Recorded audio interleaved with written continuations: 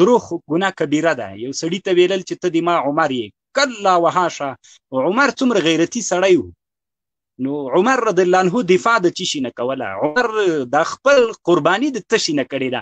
عمر رضی الله عنه چې یو دنیوي شهرت پیدا کړی د اسلام په دین کې یو لوی قرباني کړې ده. هغه د څه شي په خاطر باندې کړې ده؟ هغه د اسلام په خاطر باندې کړې ده. نو دا تشبیه بالکل د دروغو تشبیه ده.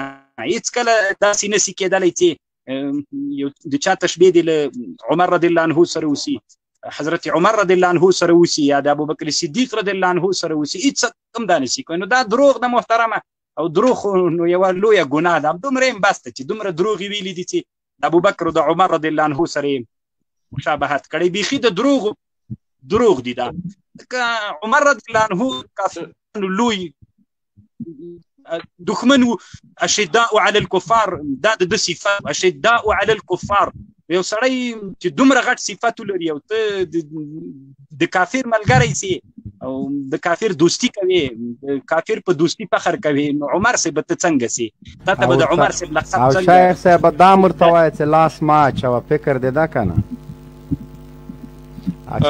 شیخ صاحب الله دا ستاسو الله دې تاسو په عمر او علم کې برکت وکړي. انجینر صاحب محترم تاسو مایک خلاص کړئ. انجینر صاحب السلام علیکم. اولا شیخ صاحب ته ډیر زیات احترامونه، او بیا قاری صاحب محترم تاسو ته او جنرال صاحب مبین ته او ټول د لیدونکو ته ټول ته د سلامونه او احترامات وړاندې کوم. شیخ صاحب ډیر خوشاله سلو چې د موږ پروګرام ته دا د موږ ټولو اسلامي پروګرامونه چې دي الحمدلله د موږ ټولو دي، ځکه موږ تاسو اصلي او حقيقي وظیفه او واجب هم دا ده چې د اسلام دفاع وکړو په هر ځای کې. نو شیخ صاحب محترم زه خو سوال قاری صاحب محترم ټول سوالونه وکړل، خالي دومره وایم شیخ صاحب یو احترامانه خواهش کوم چې هر وخت سره په دغه موضوعګانو کې لږ زره برخه واخلئ چې موږ دا پروګرامونو باندې خلک صحیح حقیقي پوه شي، ځکه تاسو هغه علما یاستئ چې الحمدلله د علم بحر یاستئ او موږ تاسو باندې فخر کوو. نو زیاتره ورونه چې دي هغوی حقیقي موضوعات باندې خبر، زیاتره ورونه د موږ چې دي هغوی خلکو تېرویستلي دي او په نورو طرفو روان کړي دي.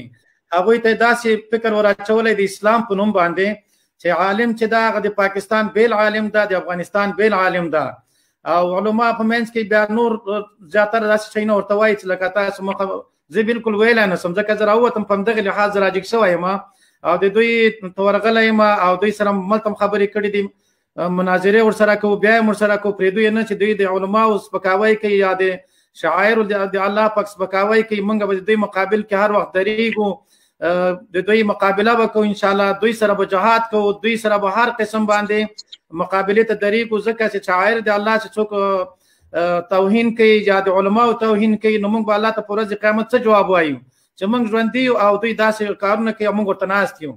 نو دماغه خواهش دغه د شیخ صاحب نه چې الله دې د زیات عمر ورکړي، الله دې په خپل حفاظت کې وساتي، چې موږ سره په دغه د مبین صاحب لایف کې د ما په لایف کې کله کله برخه اخلئ. موږ ته معلومات تاسو ډیر مشغول یاستئ، خو بعضې ورونه داسې دي چې تاسو هره خبرې باندې ډیر په زرګونو خلک چې په لکونو ته خلکو خبر رسېږي چې تاسو له خبر نه پیدا اخلي، او دا به ډیر غټ جهاد موږ سره، ځکه چې دغه موضوع تاسو خپله وویلې چې دا د فیسبوک او دغه انټرنیټ دغه خبرې چې دي دا ډیر تاثیرمنې دي، لکه هغه د شاعر او د نثر د شعر او د نثر خبر ده. نو دغه کې که موږ سره لږ برخه واخلي او دایمي او دا ورونو ته جوابونه ورکړي نو موږ به ډیر خوشحاله یو. الله دې تاسو حفاظت وکړي. صرف دومره وایم، کامیاب اوسئ، خوشحاله اوسئ. صحیح دی انشاءالله، په دواړو سترګو انشاءالله صحیح دی، په دواړو سترګو انشاءالله. انجینر خالد غوربندی صاحب تاسو مایک خلاص کې شیخ صاحب نه که څه پوښتنه لرئ نو بیا شیخ صاحب رخصتوو. شیخ صاحب مصروفیتونه لري، کار لري، بیا شیخ صاحب رخصتوو. لومړی السلام علیکم ورحمت الله وبرکاتو. محترم شیخ صاحب ته، قاری صاحب ته، جنرال صاحب مبین ته او انجینر صاحب ته سلامونه او نیکې هیلې وړاندې کوم. الله تعالی وکړي چې ښه وخت ولرئ.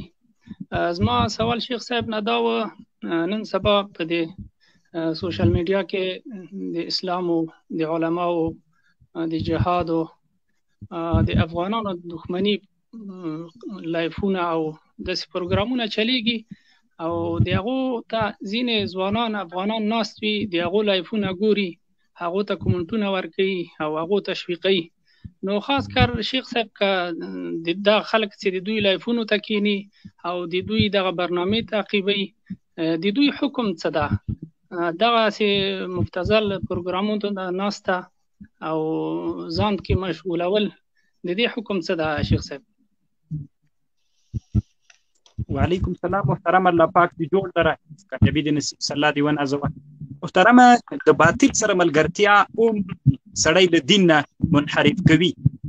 الرجل على دين خليله فلينظر احدكم من يقالل، دا ابو داود حدیث ده. نو باید سړی هغه چا سره ملګرتیا وکړي محترمه چې د دین سړی شوق کوي. د هغه چا باید څوک ملګرتیا ونه کړي چې هغه خدای د کرده سړی باطل ته ملګری کوي او د باطل طرف ته سړی سوق کوي. نو ټول مسلمانان اوس سمه ده چې اوله ورځ دویمه ورځ ته د کثرت من کثر سوا د قوم فهو من، څوک چې د یو چا ډله ډیروي دا هم د هغوی نه ده. هلته د علماو اهانت کیږي، هلته د دین اهانت کیږي، هلته د قرآن اهانت کیږي، هلته د رسول الله اهانت کیږي. ته راځې د هغوی ملګرتیا کوې، نو چې کله ته د یو چا ډله ډیروي او د باطل ډله ډیروي نو ته د هغوی نه حساب سولې. نو چې ته په هغوی کې حساب سولې دا یو لوی جرم ده. الله پاک دې موږ له دې جرم. نو هغه مسلمانانو ورونو ته بیا هم خیر د مسلمانانو ورونو کېدی سي غولېدلي یی، چا به درته بل څه ویلي وي. الله دین یو داسې دین ده چې هر چاته پکې جای سته ده، خو چې د اسلام په چوکاټ کې وي. باید مونږ د کافر سره دښمني وکړو، خپل مابین کې ورونه ووسیږو. باید مونږ مسلمانانو سره ورورګلوي وکړو او د هغه چا ملګرتیا وکړو چې دین ته خدمت کوي. ګورې افغانانو ورونو، مونږ چې ګټلې افغانستان، یعنی که مونږ فکر وکړو په دنیا کې داسې یو وطن ده چې یو ورځ زه په حرم د مکې کې ناست وم، یو چا نه مې پوښتنه وکړه میل د کوم ځای وای، د یو چاد په نامه یو هیواد افریقې کې راته یاد کړو. دا څوک پیژني؟ افغانستان کې دا هیواد څوک هم نه پیژني. اما افغانستان که په حرمینو کې هر مسلمان ته یاد کې پیژني. نو خیر د تاسې خو په دغه ځان پوه کړئ که نه. ای افغانانو، تاسې ماته ووایئ چې د تاسې د افغانستان د په 14 کلن تاریخ کې د ویاړو د عزت نوم مو چې شی دغه راته ووایئ. خیر د افغانانو ورونو، هر څوک چې یی چې علماو سره مورانه ده، تاسې راته ووایئ د ویاړو د افتخار ما به الافتخار مو چې شی ده، په څه شي افتخار کوئ؟ څوک چې درته ووایي افغانانو څه تاریخ لري، ولې موږ احمد شاه ابدالي درلوده، څوک خو مجاهد و عالم و کنه. افغانانو څوک لري؟ شاه محمود ابن سبکتګین الغزنوي لرو، دا څوک؟ ولې د دین عالم چې غټ کتاب په فقه کې جوړ کړی التفریع فی الفروع، تفرید فی الفروع، مجاهد.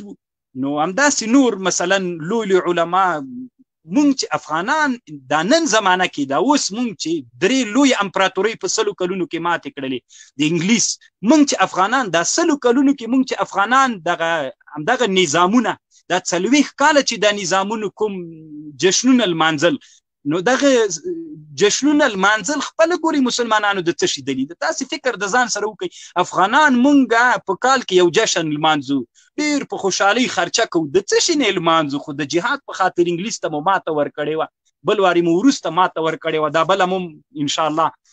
نو مسلمانانو ورونو، مونږ چې افتخار ګټلی د اسلام د دین په خاطر مو ګټلی ده، مونږ چې افتخار ګټلی ده په قربانۍ مو ګټلی، مونږ چې افتخار ګټلی په جهاد مو ګټلی ده. داسې یو څوک د افغانستان کې مونږ ته وښایي چې هغه د افغانانو افتخار وي.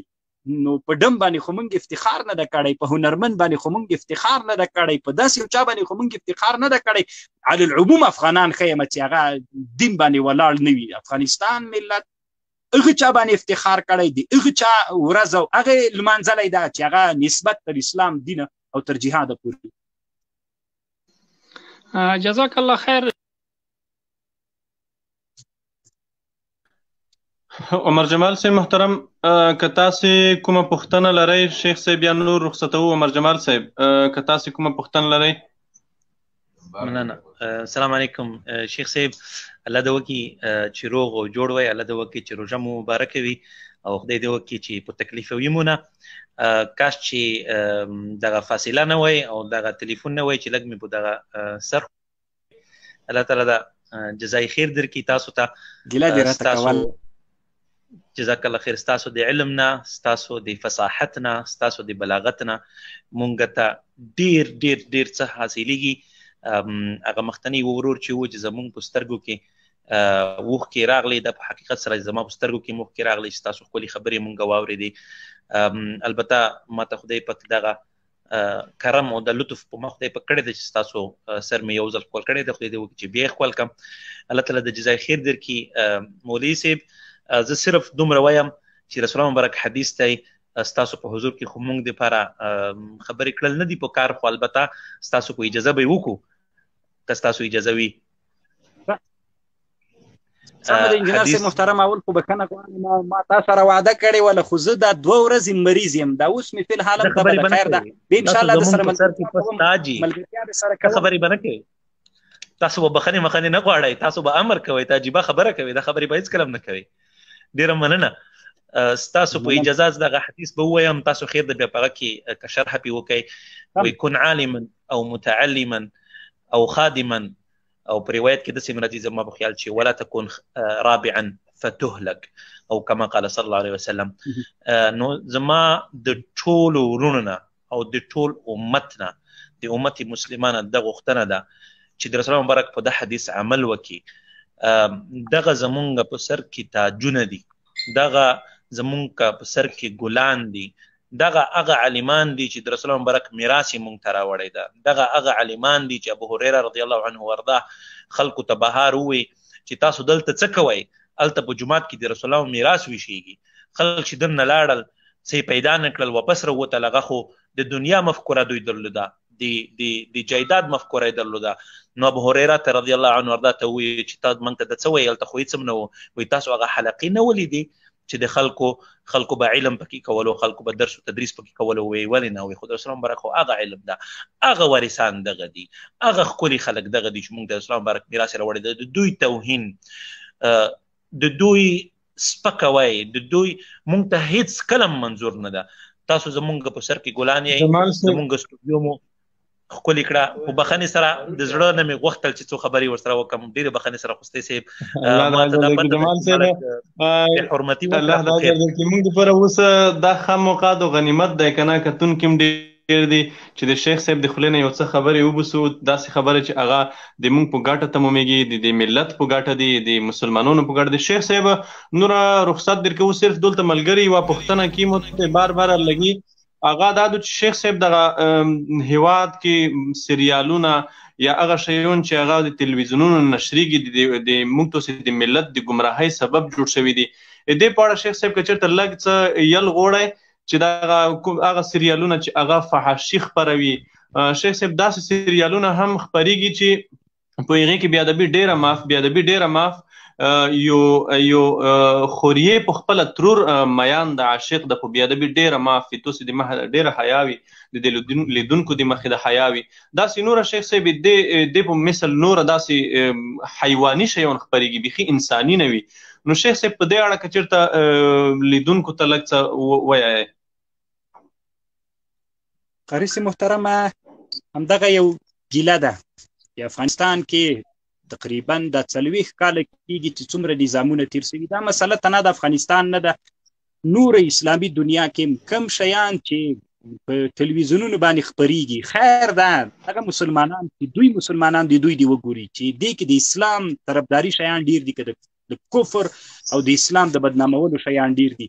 فحشاو ته ډیر کار کول کیږي او که رواو ته ډیر کار کول کیږي. یعنی داسې به ووایو اوس به یو د افغانستان په سطح یو رادیو راواخلو، یو ولایت کې به یو رادیو راواخلو، هلته اسلامي خپرونې پکې څومره دي او هغه ناروا خپرونې پکې څومره دي. خیر ده هغه مسلمانان چې د دماغ خبرې اوري په دومره خو پوهېږئ که نه، مونږ دین ده ایمان مو پرې راوړی چې ته ورته عقیده نه لرې، دماغ خبر خو د نور مسلمانانو ته خو ته خپل فکر مه کوه که نه، هغه خبر ته د ځان سره یاد وساته چې دغه رادیوګانې یا دغه تلویزیونونه څومره اسلامي خپرونې لري. اول خو یې لري نه، که لري 1 ساعت اسلامي خپرونې لري، 1 ساعت اسلامي خپرونو نه بغیر 23 ساعتونه د فحشا او د نارواو دپاره هغه کوي. نو هغه څوک چې د دوی ملګرتیا کوي، خیر ده اوس چې ته راځې د ما پسې خبرې کوې، بل عالم پسې، پډګۍ پسې، ګیرې پسې، خیر ده وروره ته یو مسلمان یې، راپورته سه د ټلویزیون مقابله وکړه، داسې یو سیستم برابر کړه چې هغه حق ده.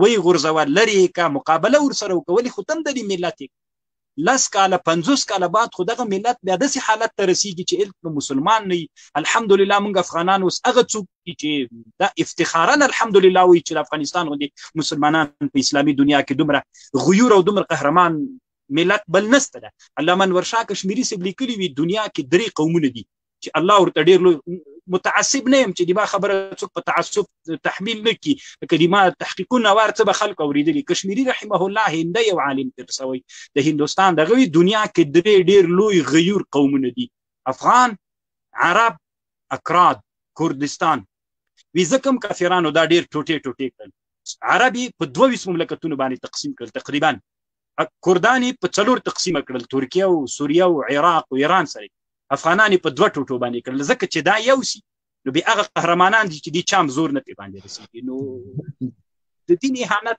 نه د پکار باید دغه څوک چې علماو پسې بد وایي راځئ وطن کې اصلاحات راولي هغه سریالونه ټلویزیونونه دغه نارواوې لري شیخ صاحب محترم په لوی او متعال خدای دې سپرم شیخ صاحب شیخ صاحب محترم یوه پوښتنه په دې تلو کې درنه کوم شیخ صاحب محترم چې دغه دیموکراسۍ ارمغان یو شی موږ ته راوړه چې هغه څوک چې ډمان دي سندرې وایي بازینګر موږ په عامه اصطلاح ورته